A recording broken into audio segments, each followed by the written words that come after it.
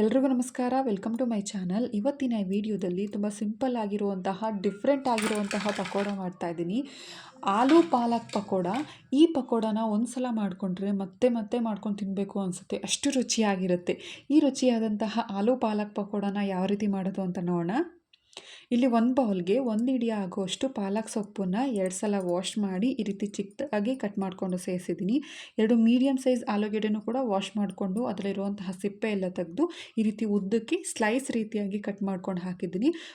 ಸ್ವಲ್ಪ ಉಪ್ಪನ್ನು ಸೇರಿಸಿ ಚೆನ್ನಾಗಿ ಇದನ್ನು ಮಿಕ್ಸ್ ಮಾಡ್ಕೊಳ್ಬೇಕು. ಸೊಪ್ಪಿಗೆ ಹಾಗೆ ಆಲೂಗೆಡ್ಡೆಗೆ ಉಪ್ಪು ಹಿಡಿಯೋ ಹಾಗೆ ಮಿಕ್ಸ್ ಮಾಡಿಕೊಂಡು ಒಂದು 5 ನಿಮಿಷ ನೆನೆಯೋದಕ್ಕೆ ಬಿಡಬೇಕು.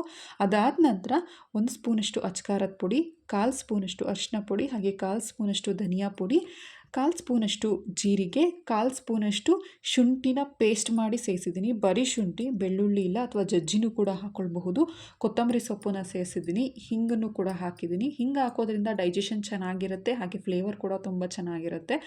1/4 ಸ್ಪೂನಷ್ಟು ಅಜ್ವೈನನ್ನು ಈ ರೀತಿ ಕೈಗೆ ಹಾಕ್ಕೊಂಡು ಕ್ರಷ್ ಮಾಡಿ, ಅಂದರೆ ಕೈಯಲ್ಲೇ ಕ್ರಷ್ ಮಾಡಿ ಸೇರಿಸಿದ್ದೀನಿ. ಹಾಗೆ ಧನಿಯಾ ಬೀಜನೂ ಕೂಡ 1/4 ಸ್ಪೂನಷ್ಟು ಧನಿಯಾ ಬೀಜನೂ ಕೂಡ ಈ ರೀತಿ ಕೈಯಲ್ಲಿ ಕ್ರಷ್ ಮಾಡಿ ಹಾಕಿದ್ದೀನಿ. ಫ್ಲೇವರ್ ತುಂಬ ಚೆನ್ನಾಗಿರುತ್ತೆ. ಅಜ್ವೈನದು ಕೂಡ ಫ್ಲೇವರ್ ತುಂಬ ಚೆನ್ನಾಗಿರುತ್ತೆ. ಅದ್ರ ಜೊತೆಗೆ ಡೈಜೆಷನ್ನು ಕೂಡ ಚೆನ್ನಾಗಾಗುತ್ತೆ. ಇದನ್ನೆಲ್ಲ ಹಾಕಿ ಒಮ್ಮೆ ಚೆನ್ನಾಗಿ ಮಿಕ್ಸ್ ಮಾಡಿಕೊಳ್ಬೇಕು. ನೀರನ್ನು ಸೇರಿಸಬಾರ್ದು. ನೀರನ್ನು ಸೇರಿಸ್ತಲೇ ಇದನ್ನು ಚೆನ್ನಾಗಿ ಮಿಕ್ಸ್ ಮಾಡ್ಕೊಳ್ಬೇಕು. ನಿಮಗೆ ಹಸಿಮೆಣಸಿನ್ಕಾಯಿ ಬೇಕು ಅನ್ನೋರು ಕೂಡ ಹಾಕ್ಕೊಳ್ಬಹುದು. ನಾನಿಲ್ಲಿ ಸ್ಕಿಪ್ ಮಾಡಿದ್ದೀನಿ. ಮಕ್ಕಳಿಗೆ ಮಾಡಿಕೊಡೋದಾದರೆ ಹಸಿಮೆಣಸಿನ್ಕಾಯಿನ ಸ್ಕಿಪ್ ಮಾಡಿ ಖಾರ ನೋಡಿ ಹಾಕ್ಕೊಳ್ಳಿ. ನೀವು ಚೆನ್ನಾಗಿ ಒಂದು ಸಲ ಮಿಕ್ಸ್ ಆದಮೇಲೆ ಅರ್ಧ ಕಪ್ಪಷ್ಟು ಕಡಲೆ ಹಿಟ್ಟನ್ನು ಸೇರಿಸಿ, ರುಚಿಗೆ ತಕ್ಕಷ್ಟು ಉಪ್ಪನ್ನು ಕೂಡ ಸೇರಿಸಿ ಮತ್ತೊಮ್ಮೆ ಇದನ್ನು ನೀರು ಹಾಕ್ತೇನೆ ಈ ರೀತಿಯಾಗಿ ಮಿಕ್ಸ್ ಮಾಡ್ಕೊಳ್ಬೇಕು. ನೀರನ್ನು ಸ್ವಲ್ಪನೇ ಹಾಕ್ಕೊಂಡು ನೋಡಿಕೊಂಡು ಮಿಕ್ಸ್ ಮಾಡ್ಕೊಳ್ಳಿ, ಅಂದರೆ ಚೆನ್ನಾಗಿ ಕಲಿಸ್ಕೊಳ್ಳಿ. ತುಂಬ ತೆಳು ಮಾಡ್ಕೋಬೇಡಿ, ಅಂದರೆ ತುಂಬ ಗಟ್ಟಿಯಾಗೂ ಮಾಡ್ಕೋಬೇಡಿ. ಈ ಹದಕ್ಕಿರಬೇಕು. ನಾನಿಲ್ಲಿ 2 ಸ್ಪೂನಷ್ಟು ಮಾತ್ರ, 2 ಟೇಬಲ್ ಸ್ಪೂನಷ್ಟು ಮಾತ್ರ ನೀರನ್ನು ಬಳಸಿ ಇದನ್ನು ಚೆನ್ನಾಗಿ ಹಿಟ್ಟನ್ನು ಚೆನ್ನಾಗಿ ಕಲಿಸ್ಕೊಂಡಿದ್ದೀನಿ. ಗಟ್ಟಿಯಾಗೂ ಇಲ್ಲ, ತುಂಬ ತೆಳು ಆಗೂ ಇಲ್ಲ.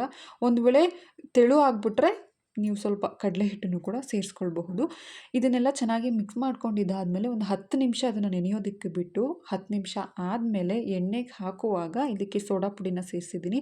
ಆಪ್ಷನಲ್ಲು ಸೋಡಾ ಪುಡಿ ಬೇಕು ಅನ್ನೋರು ಹಾಕ್ಕೊಳ್ಬಹುದು. ಹಾಕಿದರೆ ತುಂಬ ಕ್ರಿಸ್ಪಿಯಾಗಿ ಹಾಗೆ ಉಬ್ಬಿ ಕೂಡ ಚೆನ್ನಾಗಿ ಬರುತ್ತೆ. ಅದಕ್ಕೆ ಒಂದು ಸ್ವಲ್ಪ 1/4 ಸ್ಪೂನಷ್ಟು ಸೋಡಾ ಪುಡಿನ ಸೇರಿಸಿ ಮಿಕ್ಸ್ ಮಾಡ್ಕೊಂಡಿದ್ದೀನಿ.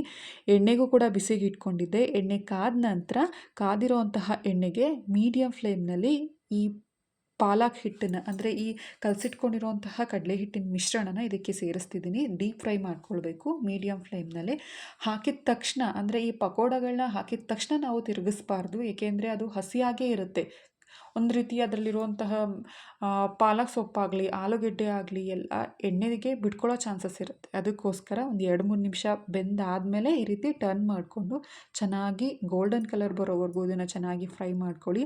ಇದನ್ನು ಸಂಜೆ ಟೈಮ್, ಟೀ ಟೈಮ್ ಸ್ನ್ಯಾಕ್ಸ್ಗೂ ಕೂಡ ಬಳಸಬಹುದು, ಅಥವಾ ಬೇಳೆ ಸಾಂಬಾರು ಜೊತೆಗೂ ಕೂಡ ತುಂಬ ಚೆನ್ನಾಗಿರುತ್ತೆ. ಇದು ಪಾಲಕ್ ಪಕೋಡ ಅಂತ ಅನಿಸೋದೇ ಇಲ್ಲ, ಅಷ್ಟು ರುಚಿಯಾಗಿರುತ್ತೆ ಈ ಪಕೋಡ. ಮನೇಲಿ ಒಂದು ಸಲ ಖಂಡಿತವಾಗ್ಲೂ ಇದನ್ನು ಟ್ರೈ ಮಾಡಿ ನೋಡಿ, ಎಲ್ರಿಗೂ ಕೂಡ ಇಷ್ಟ ಆಗುತ್ತೆ. ಈ ವಿಡಿಯೋ ಇಷ್ಟ ಆಗಿದ್ದರೆ ಲೈಕ್ ಮಾಡಿ, ಶೇರ್ ಮಾಡಿ, ಹಾಗೆ ನನ್ನ ಚಾನಲ್ನ ಸಬ್ಸ್ಕ್ರೈಬ್ ಮಾಡಿ. Thank you for watching.